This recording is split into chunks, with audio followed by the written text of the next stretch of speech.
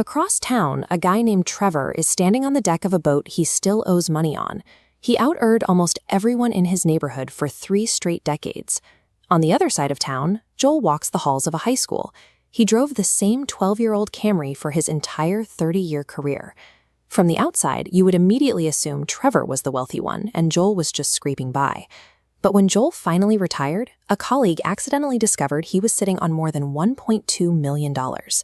Trevor, meanwhile, is staring at a bank app with about $40,000 in a retirement account. They both worked for 30 years. One ended up with a loud budget and a massive debt pile, and the other quietly built an absolute fortune. If you've ever looked at your own bank account and wondered why it's so difficult to get ahead, you have to ask how that gap actually happens. We assume that the person buying the boat or driving the new car is the one with the money. The math tells a completely different story.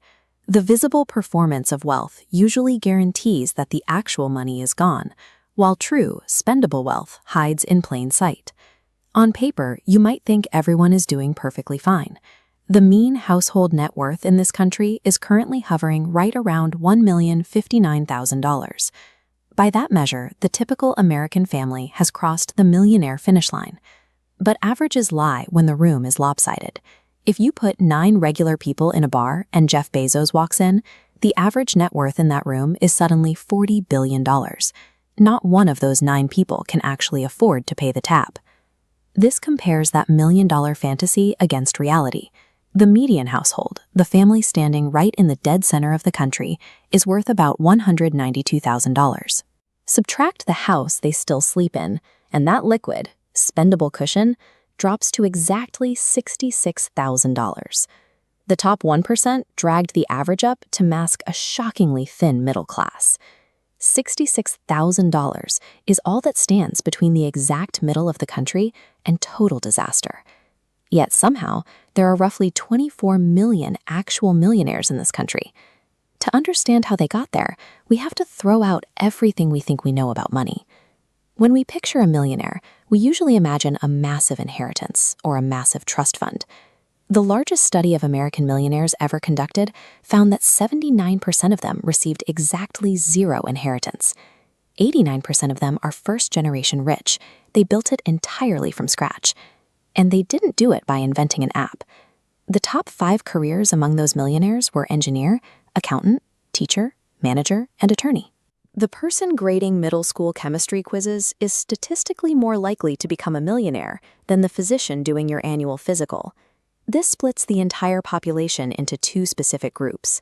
You have the income statement affluent, people who look rich, earn a big salary, and immediately push all that money back out into luxury payments. Then you have the balance sheet affluent. They look aggressively normal, but they quietly keep a chunk of everything they earn. Income is not wealth. They are 2 completely separate things. Confusing them is the single most expensive mistake a person can make. Building an actual net worth requires capital retention, regardless of what the initial paycheck says. We have to acknowledge why keeping that capital feels impossible for so many people. The personal savings rate in America is hovering around 3%. When people fail to save, financial gurus call it laziness. It isn't. It is the mathematical reality of a system where the absolute essentials eat the paycheck before it can grow. Since 1980, wages have crawled forward while basic survival costs sprinted. A home used to cost around 3 times the typical household's income. Today, it is well over 5 times that amount.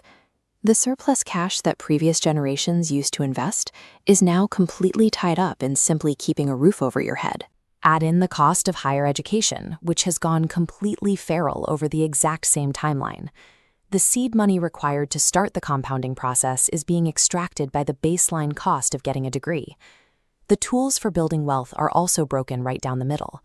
42% of full-time workers do not even have access to a workplace retirement plan. The automatic investing, the tax breaks, and the free matching money are handed out most generously to the high earners who already need them the least. The modern economic machine is running flawlessly to consume your money. Reaching the other side means recognizing that gravity exists and realizing that building a real safety net requires actively pushing back against a very steep, very real tilt. The people who actually manage to push back against that gravity rely on a single silent engine: compound interest. You do not need to pick a genius stock. By investing in a broad fund that owns the entire market, you let time do the heavy lifting for you. If we look at this chart mapping the path to $1 million, the math is clear. Earning a historical average return, a 30-year-old needs to put away about $610 a month to hit $1 million by retirement. It requires sacrifice, but it is mathematically within reach for many households. But watch what happens when you steal time away from the machine. Wait until 40 to start, and that requirement jumps to over $1,300 a month. Start at 50, and you need over $3,200 every single month to hit the exact same finish line. Every decade you wait roughly doubles the toll. Time is the only thing that works, and interrupting it destroys the entire process. If you invest for 20 years, almost all of your gains will come from just a tiny handful of explosive days. If you panic and miss just the 10 best days in 2 decades, you lose more than half your money. The people who finish with $1 million didn't out-earn everyone else, and they didn't have a cheat code.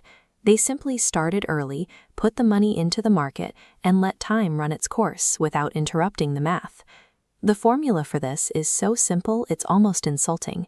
You buy a low-cost fund that owns the entire market.